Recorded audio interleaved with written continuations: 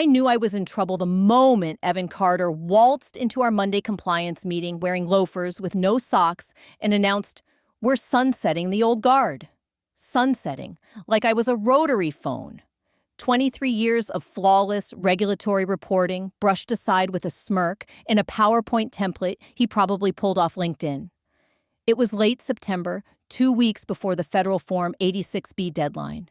That form, tied directly to our hazardous materials, permits and air emissions compliance. Legally, it required a wet signature mine, not DocuSign, not Evan's thumbs-up emoji in Slack. But Evan had a vision. Apparently, that vision involved firing the only person in the company who knew how to file the form without getting the Environmental Protection Agency breathing down our neck with hazmat suits and subpoenas. He called it modernization. We were bloated with legacy processes. I asked if he'd read the last audit notes. He waved his hand like he was shooing a fly off his gluten-free muffin and said, "No need. We're agile now." Then he laughed and added, "Don't worry, Margaret. We'll archive your old compliance decks in the company museum." Compliance isn't sexy.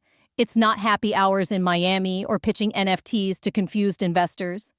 It's paper cuts, ink smudges, and binders thicker than Evan's ego. But those binders kept us out of federal enforcement bulletins and kept his bonus safe. At the all-hands meeting, he introduced himself like he was auditioning for TED Talk. "I believe in disruption, innovation, and breaking the rules that don't serve us." The room clapped. Someone even wooed. Meanwhile, I was wondering which rule he'd break first, hazardous storage or labor law. Within a week, he started calling me Legacy Margaret in meetings. Said it like we were on a sitcom. "Do we really need to print those filings? Think of the trees," he'd chuckle. Everyone else laughed nervously. They wanted to keep their jobs. I didn't blame them, but I knew something Evan didn't. Every single annual filing was tied to a chain of custody, and that chain ended with my signature. My name sat on the EPA's internal whitelist. My fingerprint was registered in the Department of Environmental Oversight system. Without a pre-cleared signatory, the whole operation risked delays, fines, and maybe even criminal referrals. I didn't say a word. Instead, I opened my desk drawer and pulled out a fresh spiral notebook. I wrote insurance on the cover.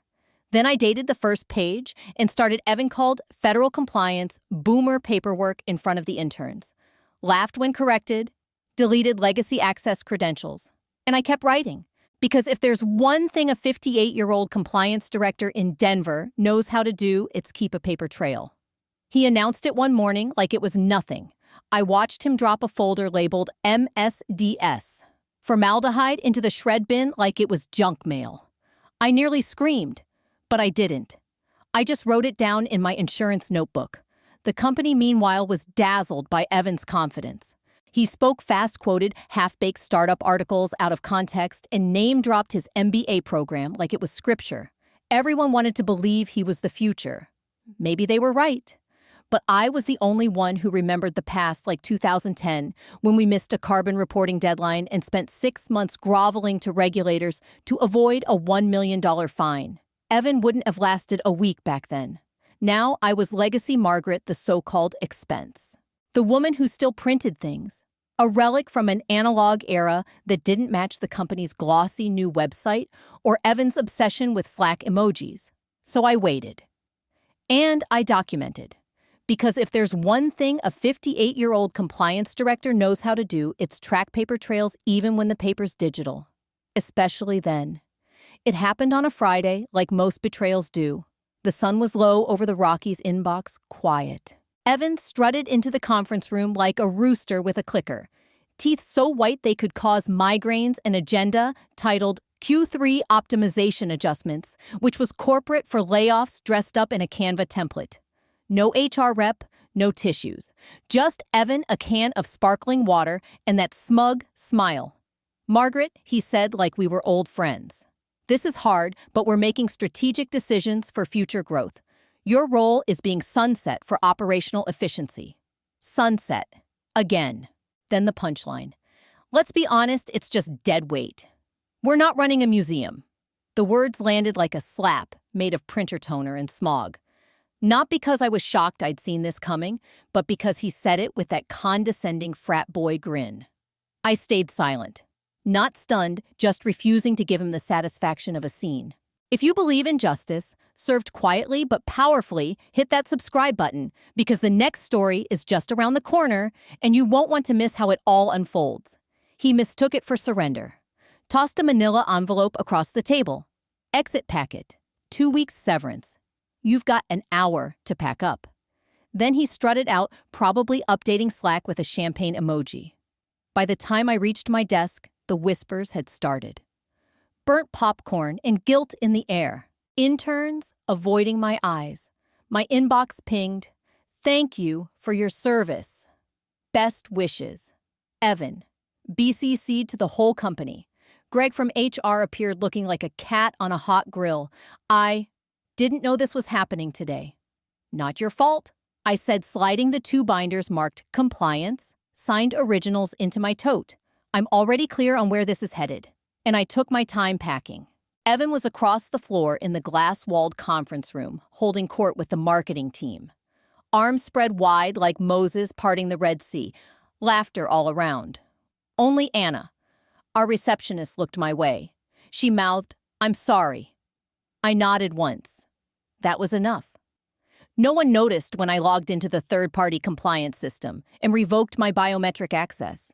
No one noticed when I slid my old brass key into a drawer marked Regulatory Archive and quietly flipped the label to closed.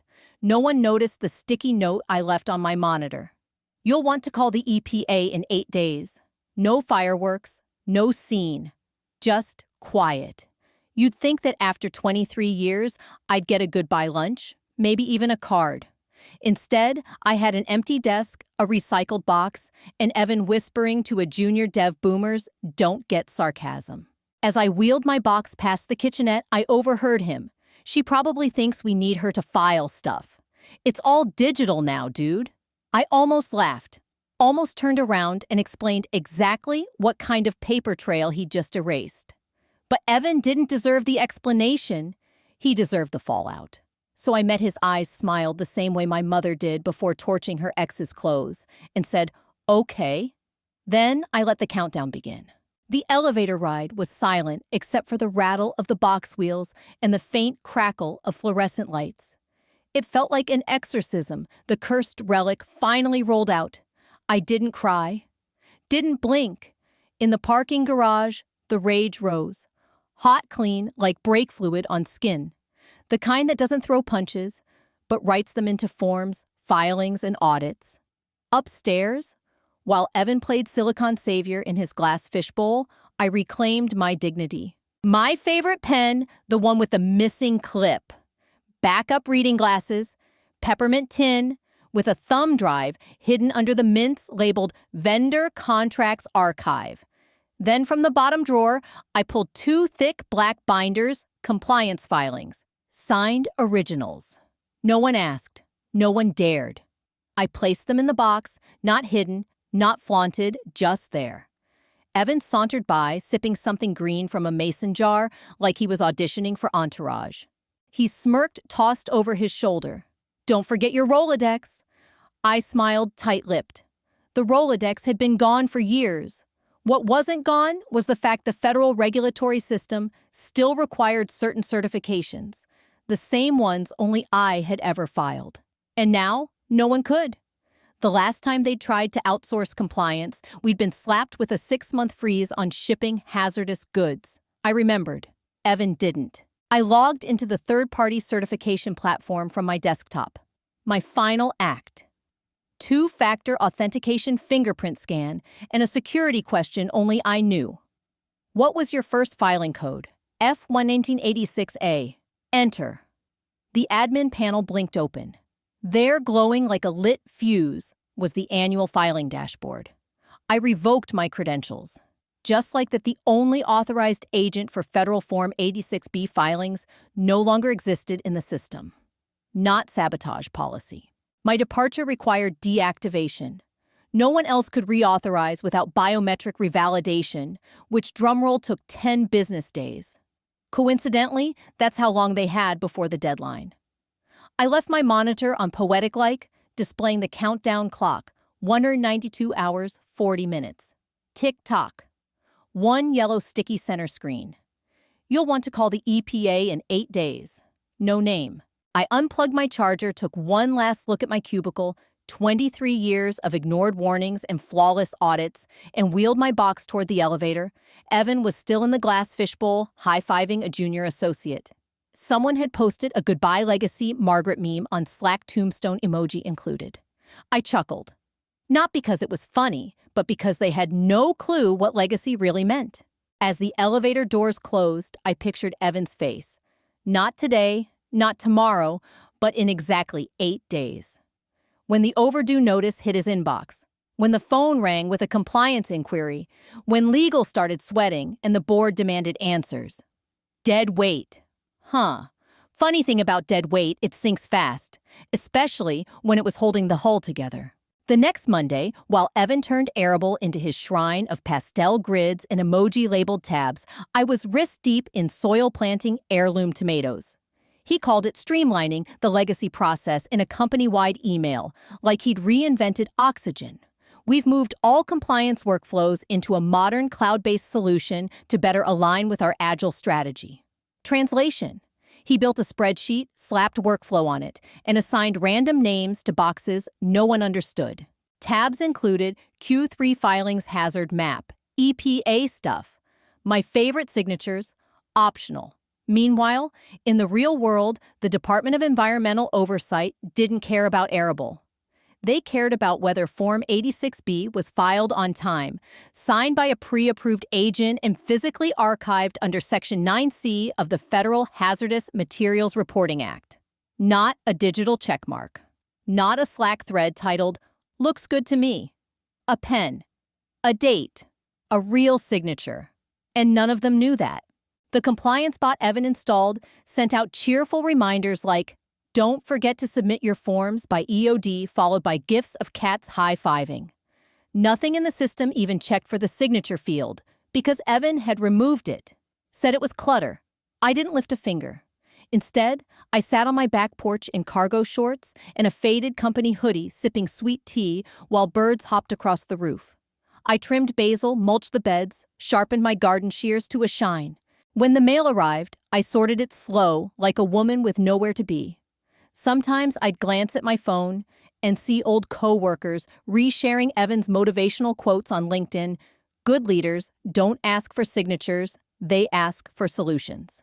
One post had 48 likes. A junior manager commented, "Loving the new era of innovation." Sure you are, kid. Day 4. I checked the Department of Environmental Oversight's press release page. Quiet. Day 5, I checked the public filing portal. Our company's Form 86B not filed, not pending, not even started.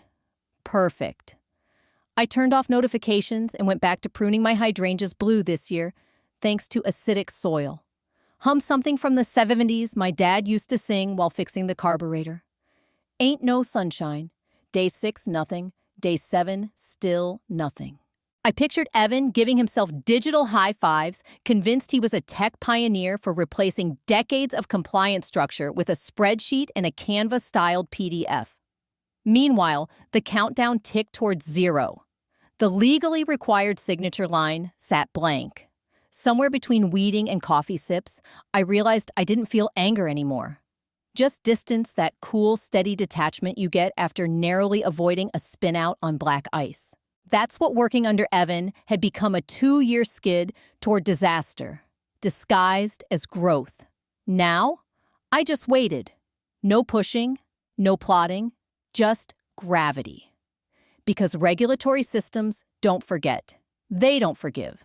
And they sure don't negotiate with pastel spreadsheets. Day 9. I was in the garage sharpening shears when the call came. Block number usually a scammer or my ex-husband's new girlfriend wanting to clear the air. But I answered. "Margaret." A shaky voice asked. "Hey, Kelly," I said, settling into a lawn chair. "Still surviving finance." A pause. Then, barely a whisper. "You were the compliance signatory, right?" I said nothing. "We just got a letter from the Department of Environmental Oversight." She continued. Form 86B is missing. Unverified.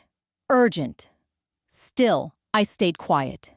Because that right there was the moment the Jenga tower started to wobble. I pulled out my phone and scrolled through my saved screenshots. There it was. Evan's now immortal Slack post in the Ops Innovation channel. Don't worry, that old bat had everything on autopilot. We're just cleaning it up.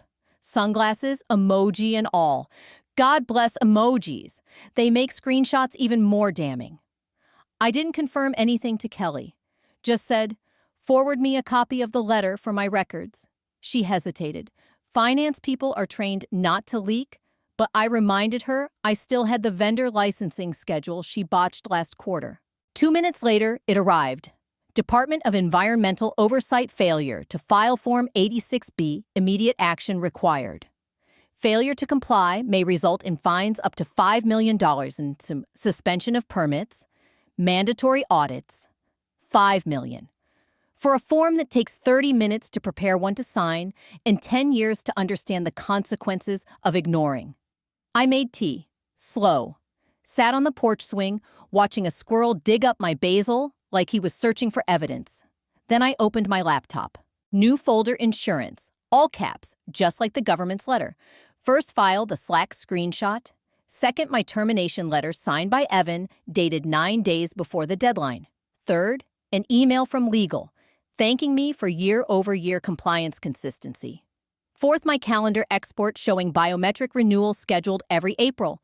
Fifth, a printout of the public filing log, no submission, no signatory, just an empty row. For poetry, I added a photo of the sticky note I'd left on my monitor. You'll want to call the EPA in 8 days. I wasn't sending anything, not to the board, not to the media, not even to my lawyer. This was still the quiet part. The table was set. Evan was the main course. Somewhere he was probably feeling invincible, sipping green sludge from a mason jar and patting himself on the back for streamlining compliance. I sipped my tea, picturing the moment he'd read that letter, the blood draining from his face, the slow horror of realizing the old bat hadn't left a mess. She'd taken the manual and locked the door. Sometimes satisfaction doesn't come loud. Sometimes it comes with Gmail drafts, color-coded folders, and a squirrel tearing up your herb garden. I let him, even gave him a peanut. It hit the company like a mortar shell Monday morning. The formal notice arrived by certified mail and email notice of penalty, Form 86B non-compliance. Preliminary penalty, $5 million. Immediate response required. By 9:17 a.m., every glass-walled office was lit up like Christmas in hell. Evan scheduled a mandatory company-wide Zoom at noon. He opened with the same too casual tone he'd used the day he fired me, except now his voice had a tightness, a tremor hiding under his usual buzzwords. Hey everyone, this is just a temporary hiccup. We've received a notice from the Department of Environmental Oversight about a missed filing. We're addressing it, and it stems from an outdated process we've already moved away from. Outdated process. As if the process had mailed itself to Washington with a blank page and a middle finger stapled to it.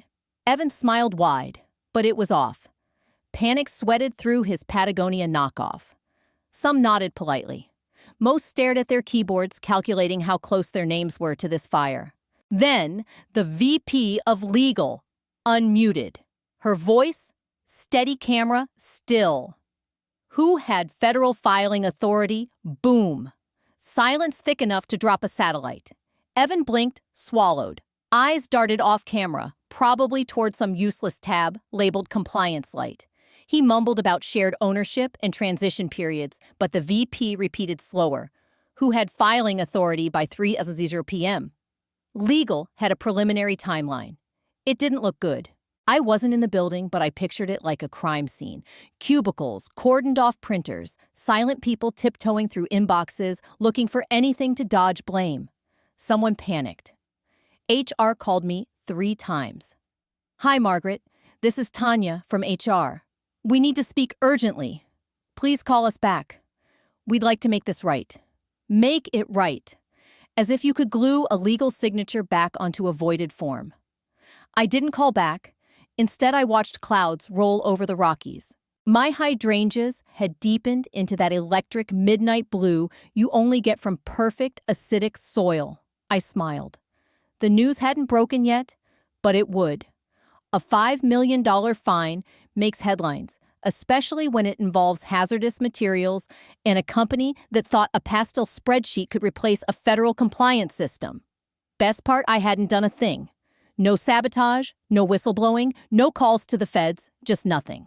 And into that vacuum rushed the panic, the scrambling all earned with every smirk and dismissal. Evan, with all his smoothies and disruption speak, had just learned the truth.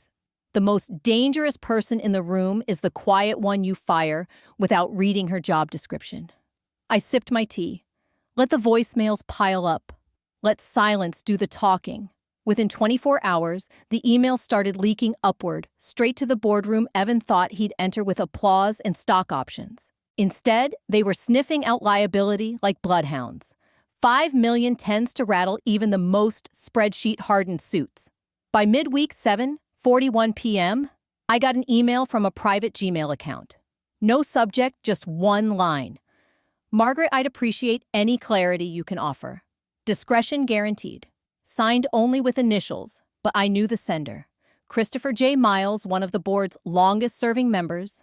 Old school. Still sent Christmas cards. Once told me my handwriting was neater than legal's red lines. I didn't reply right away. Let it sit overnight like a good pot roast. The next morning, with the calm of a woman who'd already planted her fall herbs and labeled the canning jars, I sent him a single PDF. No commentary. No, as you'll see, attached. The title, Internal Policy Memo, Federal Compliance Signatory Authority, dated March 4th, 2017. Signed by the CEO, 2 VPs, and me. Highlighted. All federal compliance filings must be signed by Margaret L. Warren, Director of Regulatory Affairs. No delegation or proxy permitted. That was all it took. While Evan was busy tap dancing through excuses about institutional drift and transition phases, the board now had black and white proof. No one had authority to submit those filings but me. Yet someone had tried. And the Department of Environmental Oversight, bless their bureaucratic hearts, had begun cross-checking. Even digital filings have trails, IP addresses, timestamps, metadata. The last-minute Form 86B upload from Regulatory Ops missing biometric verification, but with my typed name falsified, filed after my termination date. Evan unraveled like a polyester suit in a wood chipper. Witnesses said he stayed late, locked his office, snapped at the junior analyst for not being proactive. HR got a complaint after he slammed a chair into a wall. By Friday, he reportedly barked at the VP of Legal. This isn't a firing offense, it's a system glitch. Legal didn't answer, just slid him a packet labeled Whistleblower Protocol. I still hadn't spoken to the press or posted so much as a LinkedIn status. But I made one call. My lawyer, I said when she answered, it's time. She didn't ask what I meant, we'd prepared for this. The email chain. Slack logs termination letter memo, an original form, 86B drafts, all time-stamped, all neat as hell, went onto a thumb drive. Overnight courier. Inside the envelope, a note. Open only if public statement required. I sealed it, kissed it for luck, and baked a lemon cake from scratch. Not celebration yet. But lemon cake is best served cold like revenge subpoenas, and the look I imagined on Evan's face when his optional signature became Exhibit A. Monday, they placed him on administrative leave pending internal review. Corporate speak for disappear before the feds come knocking. 2 days later, Evan's LinkedIn changed. Headline, Open to work driving innovation through disruption. Below it, a vague declaration, excited for the next chapter. Grateful for the lessons learned. No mention of the $5 million fine. No mention of falsified signatures. No mention of the woman he'd called dead weight while stripping my authority like it was an old cable bill. Just hashtags. Leadership. Agile thinking. Compliance matters. I snorted so hard I nearly spilled my tea. Meanwhile, the CEO finally crawled out of whatever mahogany-paneled crypt he'd been hiding in. At the quarterly investor call, he didn't apologize or admit failure. He just smoothed over the turbulence with corporate fluff. Recent events have highlighted the importance of respecting institutional knowledge. We're committed to rebuilding our compliance integrity and learning from this experience. Learning like this had been a pop quiz, not a public paddling by the federal government. Then something actually made me pause. A delivery truck pulled into my driveway. The driver, older guy, clipboard in hand, carried a bouquet of white lilies and soft blue irises. Expensive, tasteful, tied with a navy ribbon. No logo. The card was small, the handwriting tight and rushed. We didn't know. Now we do. C.J. Miles. I stood there a long time just holding it. The flowers smelled like apologies and boardroom regret. I didn't smile, but I didn't toss them either. I placed them by the window, let the light hit them. They finally understood. I wasn't a clog in the system. I was the system, the lock, the key, the insurance policy they never read until the fire reached the curtains. And the fire was spreading. By Thursday, media had the scent. First, a whisper in finance blogs, a mid-size industrial firm under federal audit for missing environmental filings, then a leak of part of the memo.